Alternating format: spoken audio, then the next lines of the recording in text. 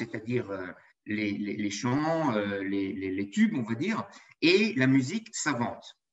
Et quand elle est allée à Berlin, cette identité par rapport à la musique savante se renforce, puisqu'elle fait la rencontre d'un très grand pianiste russe qui s'appelle Nahum Nardi, un pianiste russe juif, et qui se retrouve à Berlin aussi au même moment.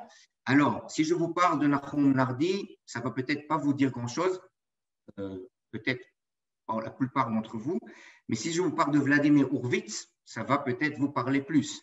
Alors, sachez qu'il y a eu un concours de piano en Russie dans lequel Vladimir Horvitz est arrivé second et Nahum Nardi est arrivé premier. Juste pour vous dire les dispositions pianistiques de ce grand musicien qui était surtout porté sur l'improvisation.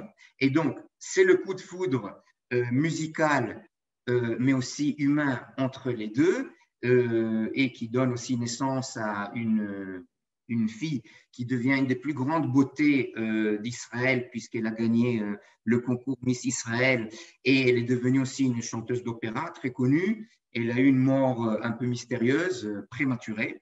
Et donc, mais ce couple-là surtout, il travaille le chant, l'improvisation et il va tout le temps entre la musique savante et la musique populaire.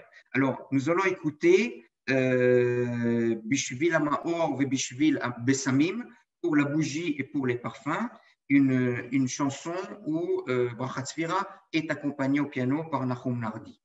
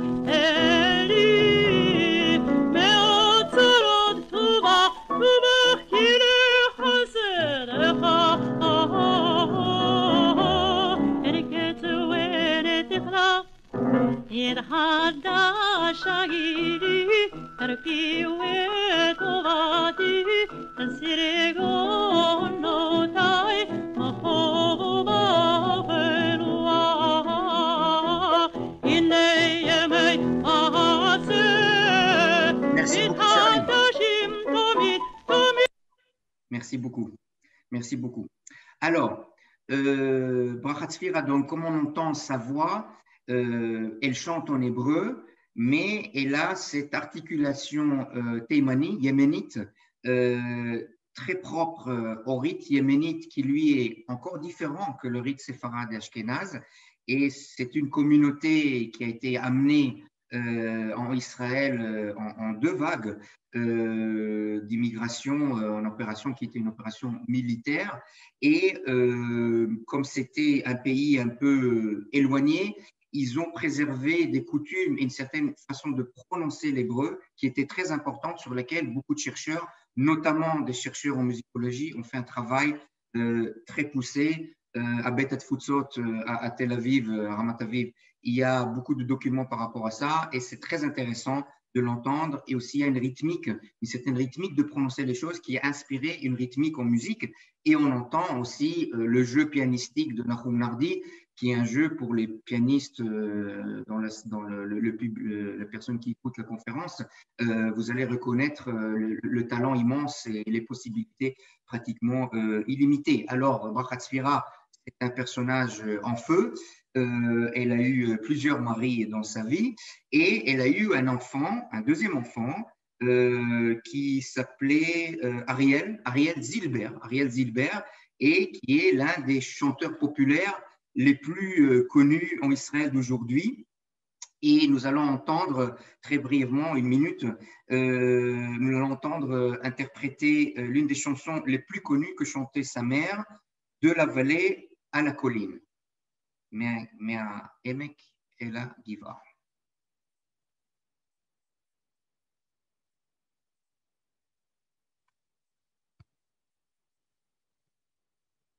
Charlie?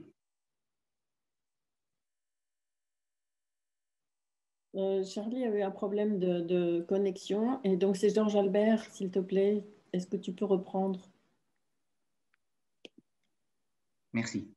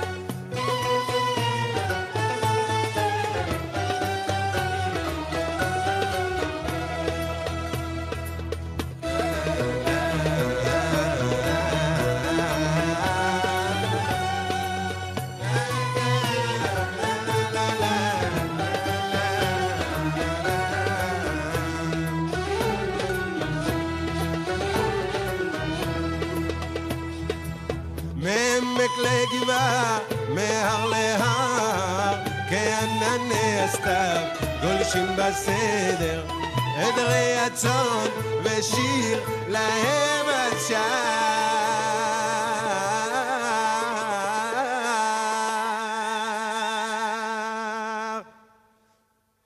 פזמון עצוב רואה צעיר בעדר, שתו, שתו, שתו הדרים בחליל, לכם מנעים לי,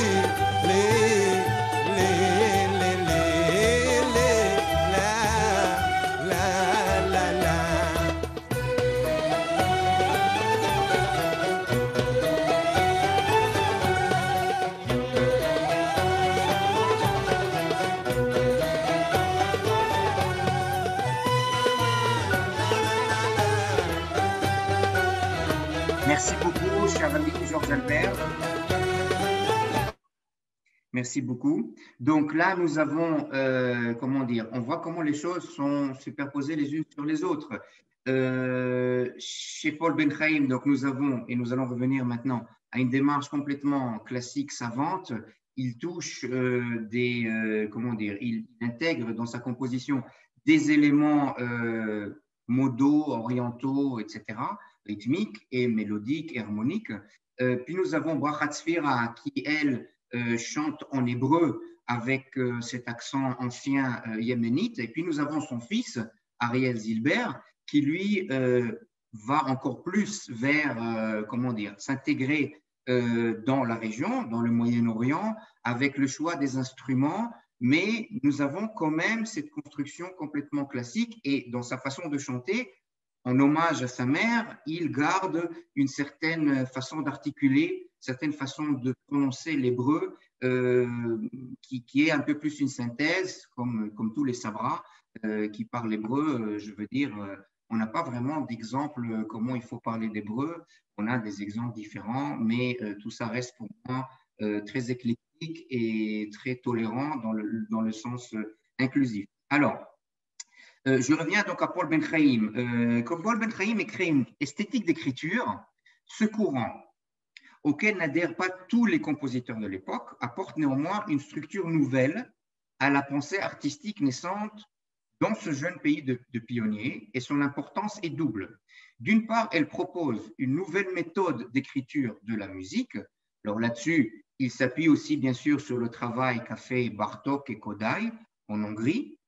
D'autre part, elle devient un cadre qui permet aux compositeurs de développer leur propre pensée artistique. Jusqu'à nos jours, les compositeurs, à sa suite, se positionnent dans sa continuité ou à l'inverse en opposition à ce cadre. C'est-à-dire que pour moi, quand on établit quelque chose aussi large que ce qu'a fait Ben Chaim, il était le compositeur, on va dire, le mieux armé quand il arrive dans les années 30 en Israël pour établir, faire cette synthèse-là, et ça permet, cette synthèse-là, une très grande richesse, soit dans la continuité, soit dans l'opposition de ça, mais comment dire, c'est une démarche un peu talmudique, c'est-à-dire c'est dans les oppositions, les questionnements qu'on s'approche ou on enrichit les choses.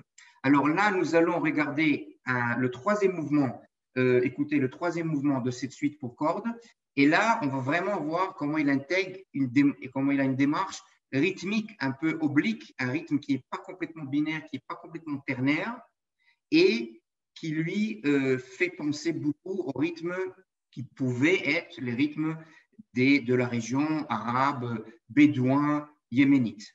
Regardons-le.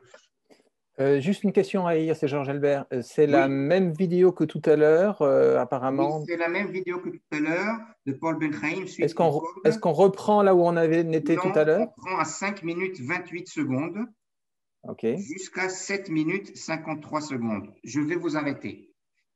Ok, 5 minutes. 28 secondes. Alors, la vidéo orchestre à cordes.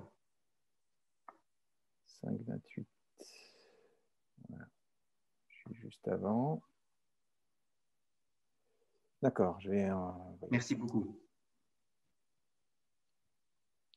Une seconde, ça arrive.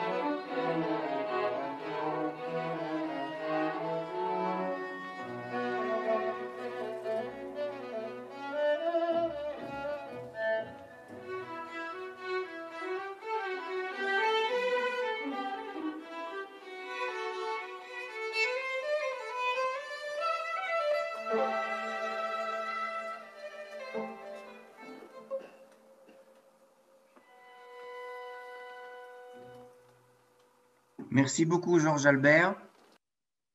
Merci beaucoup. Donc, j'ai parlé des rythmes qui sont un peu qui boitent un petit peu, c'est-à-dire, grosso modo, si nous avons un rythme binaire 1, 2, 1, 2, si nous avons un rythme ternaire 1, 2, 3, 1, 2, 3, comme la valse par exemple, là nous avons une sorte de mixte avec 1, 2, 1, 2, 3, 1, 2, 1, 2, 3, 1, 2, 3, 1, 2. Un exemple très célèbre de ça, un autre compositeur juif, mais célèbre, encore une fois, je reviens à notre cher Leonard Bernstein, dans sa comédie musicale West Side Story, I Love to Be in America. Donc, I Love to Be in America. Donc, 1, 2, 3, 1, 2, 3, 1, 2, 1, 2, 1, 2, 1, 2, 3, 1, 2, 3, 1, 2, 1, 2, 1, 2. Donc, ça, c'est pour montrer le côté un peu boiteux. C'est pas facile à diriger, c'est pas facile à jouer. Là-dessus, je dois rendre hommage au pipi de corde que vous voyez, dans lequel vous avez des musiciens aussi excellents et reconnus que Théodore Coman, alto solo Orchestre national de France, Diana Ligeti, violoncelle soliste, professeur au CNSM de Paris, Nathalie Chaud, violoniste concertiste qui est également super soliste par intérim de l'Orchestre de Pays de la Loire, et Anne Gravoin qui a son propre orchestre sur Paris et qui ici nous fait l'amitié d'être chef d'attaque des seconds violons, parce qu'on a le quatuor de solistes qui joue pendant ce mouvement-là, que je vous invite à écouter tranquillement après cette conférence. Nous passons à Eden Bartosz, donc un autre de ces grands compositeurs juifs qui sont oubliés un peu en Europe. Alors, Eden Bartosz grandit en Hongrie dans les années 1910. Il est marqué, comme tous les musiciens hongrois de sa génération, par la démarche révolutionnaire de ses deux aînés, Bartók et Kodály. Ceux-ci avaient pour habitude de se rendre dans les villages les plus reculés du pays afin d'enregistrer les musiques et chants traditionnels et folkloriques, puis de les retranscrire telles quelles et enfin de s'en inspirer dans la musique savante, donc cette démarche de synthèse.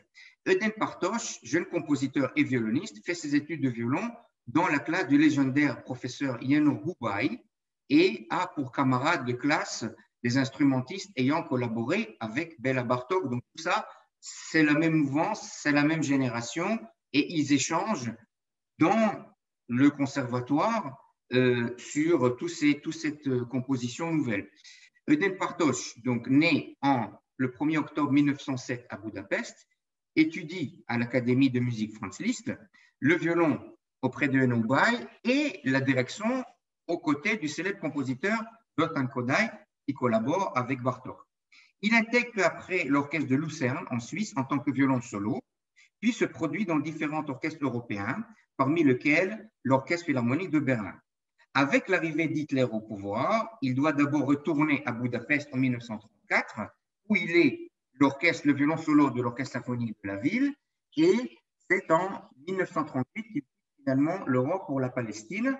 Et alors là, il a cette histoire très particulière qui est intimement liée au début à la naissance de l'Orchestre philharmonique d'Israël, puisqu'il est pêché en quelque sorte, il est recruté par ce grand violoniste polonais, Bronisław Huberman, qui a le projet de sauver le maximum de grands musiciens juifs de l'Europe, qui est déjà très, comment dire, on sent la guerre qui approche et les nazis sont là, et donc il va les sauver in extremis, et il va les amener tous à Tel Aviv pour fonder cet orchestre dont le premier concert a été dirigé par Arturo Toscanini, et lui, il est admis en tant qu'alto solo, puisqu'il jouait aussi de alto solo dans le tout jeune orchestre philharmonique d'Israël, qui s'appelle à l'époque Palestine Philharmonic Orchestra. Il fonde en 1946 la célèbre Académie de musique Samuel Rubin à Tel Aviv, ce qui aujourd'hui est connu sous le nom l'école de musique Buchmann-Meta, et il devient le directeur en 1951. En 1954, il reçoit le prix Israël, Pras Israël pour sa composition. Comme Paul Ben-Chaim, Eden Bartosz meurt le 6 juillet 1977 à Tel Aviv.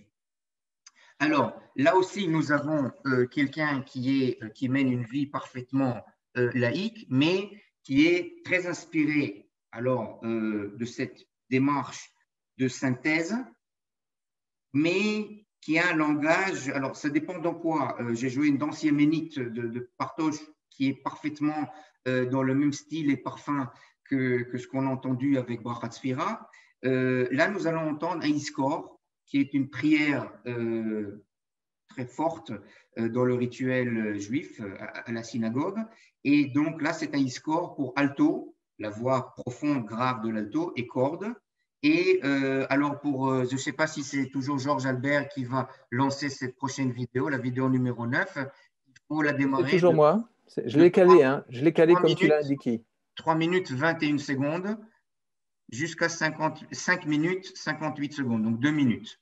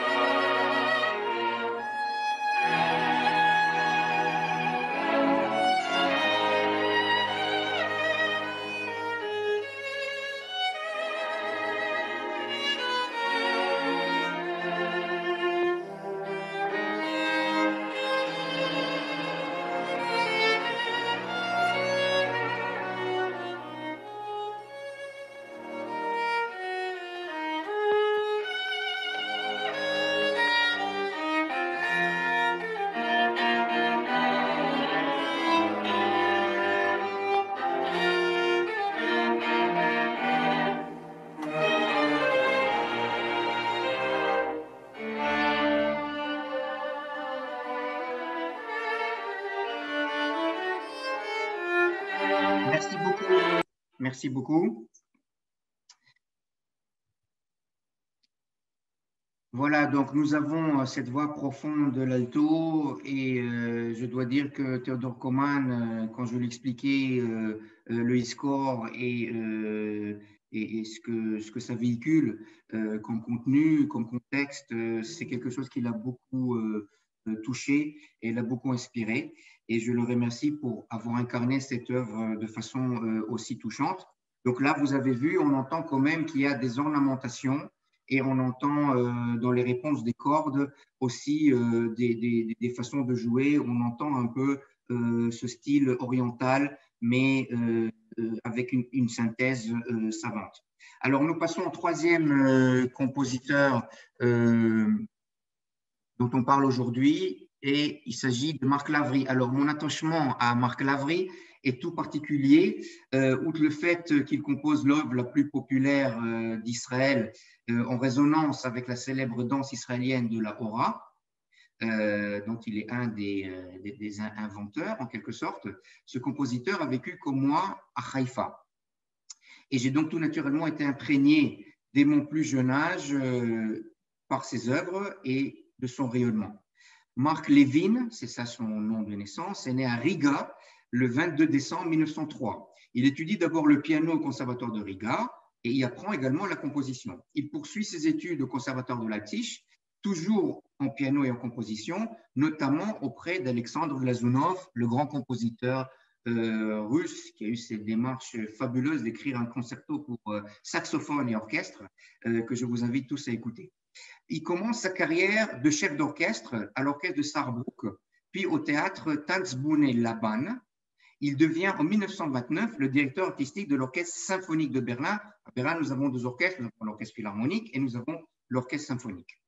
En 1933, les nazis arrivent au pouvoir en France et font disparaître, arrivent au pouvoir en Allemagne et font disparaître cet orchestre. Cet orchestre arrête d'exister à ce moment-là. Levin retourne alors en Lettonie, où il est nommé directeur artistique de l'orchestre de l'Opéra de Riga. Mais l'antisémitisme devient de plus en plus fort et Lavry, c'est le nom qu'il adopte, immigre en Palestine en 1935.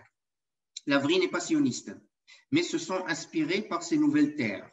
Donc, il dira qu'il y a écrit, j'ouvre la citation, ses meilleures compositions.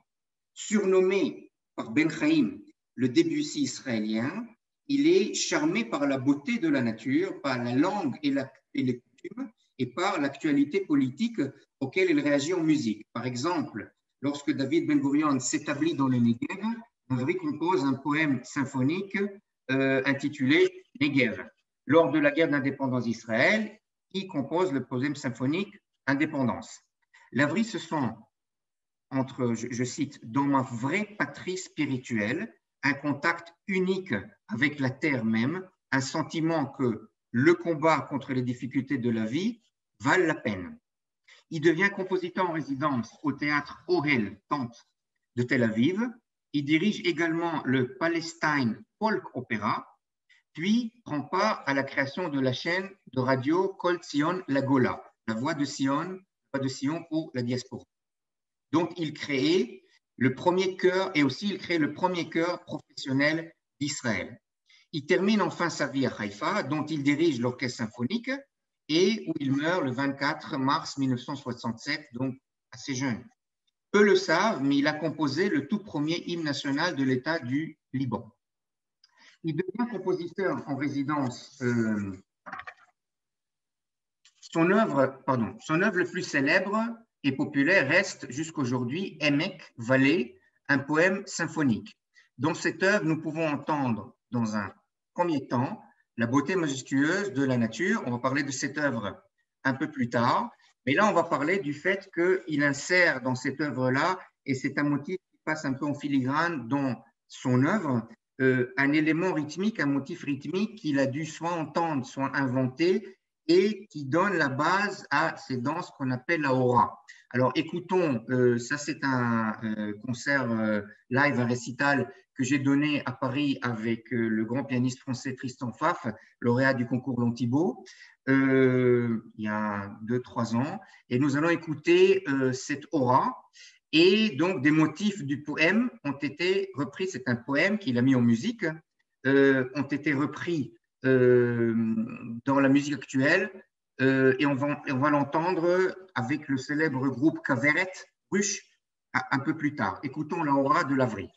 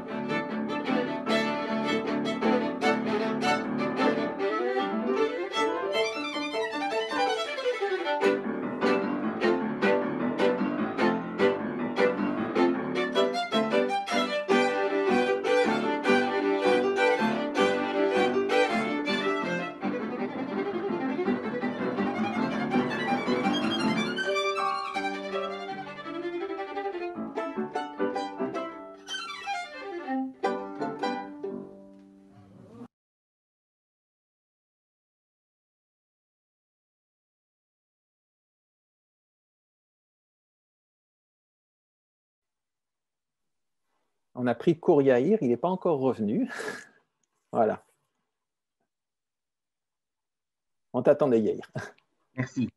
Oui, c'était une œuvre très courte. Alors, c'est aussi une pièce de genre, en effet, mais là, nous allons entendre les quelques premières secondes de ce motif-là, qui va être, vous allez identifier, inclus dans la chanson Aura du groupe Kaveret, Ruche, qui est, on va dire, la pépinière des quelques chanteurs les plus célèbres en Israël, après, par exemple, Guy Digov, Danny Sanderson, en Israël. Écoutons le début.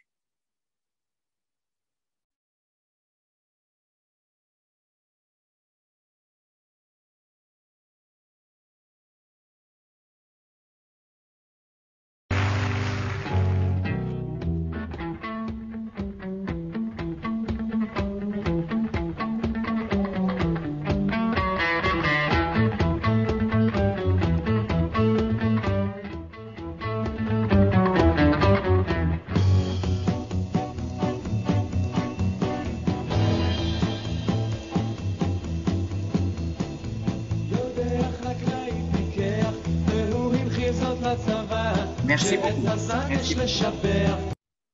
Merci beaucoup. Donc ça, c'était juste le début pour vous montrer à quel point ce thème est important. Alors, l'aboutissement de ces efforts qui ont commencé avec le fait que j'ai constaté que cette musique-là, la sonate de Ben Chaim, les morceaux de Partosh Lavry n'étaient pas du tout connus ici. Ça a pu se faire au moment que j'ai fondé un orchestre, l'Open Chamber Orchestra. Je ne l'ai pas fondé tout seul, je l'ai fondé avec l'aide de beaucoup de personnes, dont certains assistent à cette conférence et qui m'ont aidé dès le départ, qui m'ont accompagné. Mais c'est avec un outil comme ça qu'on peut réellement proposer au public, au grand public, des œuvres de ces compositeurs-là. Et cela a été rendu possible avec l'aide de la FMS, l'Institut Alain de Rothschild, la mairie de Paris, ainsi que des dons privés, et on aboutit à un double concert autour des œuvres des compositeurs juifs oubliés. Et nous allons continuer parce que le public a été très intéressé. On a reçu beaucoup de demandes de le continuer. On avait même un projet avec Adat Shalom pour fêter ses 30 ans.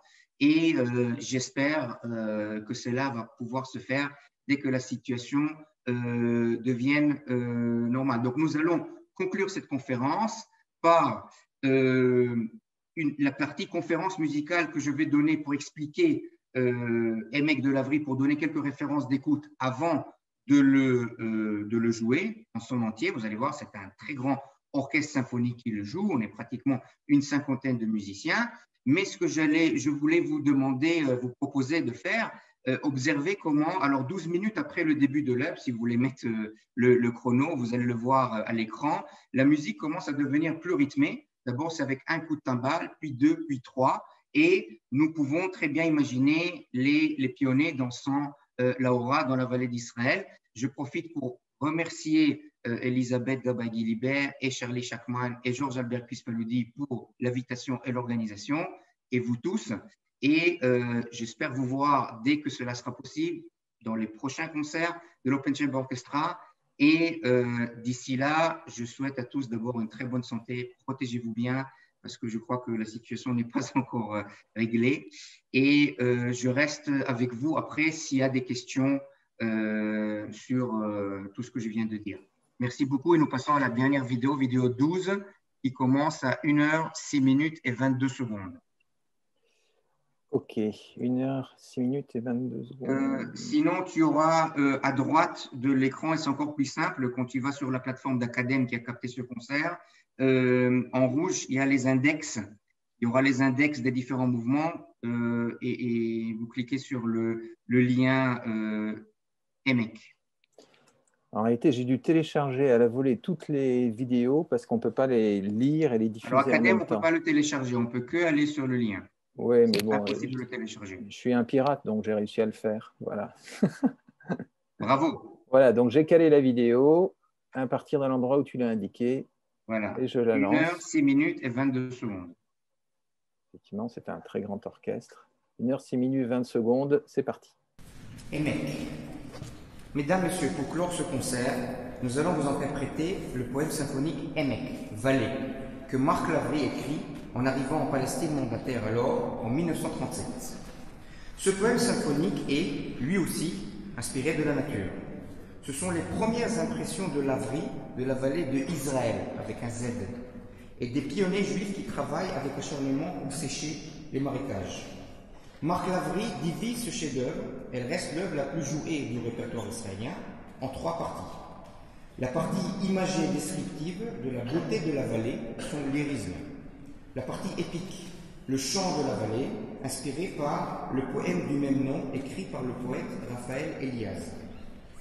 De façon organique arrive cette danse qui est devenue la danse israélienne, la hora, entraînante et toujours accélérante, dont l'écoute donne envie instantanée de se mettre à danser, avec modération s'il vous plaît. La danse des pionniers, pleine d'espoir et d'énergie créatrice, qui bâtissent un nouveau pays pour accueillir de persécutions un peuple millénaire. Bonne écoute.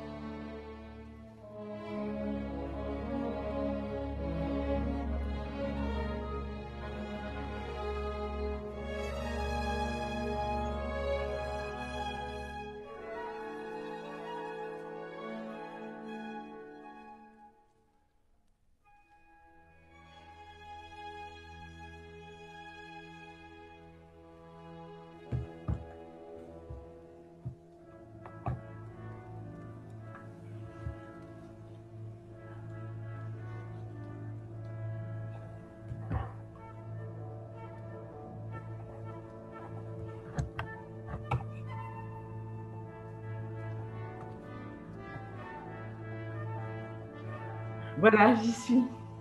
Mais c'est très très faible.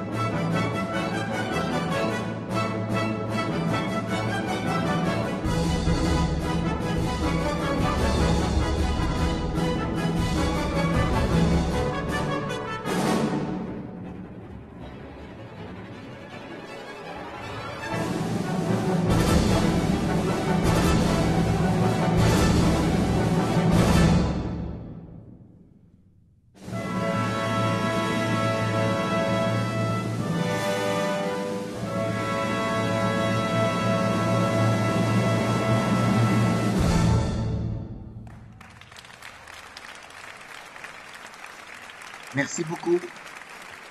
Merci beaucoup.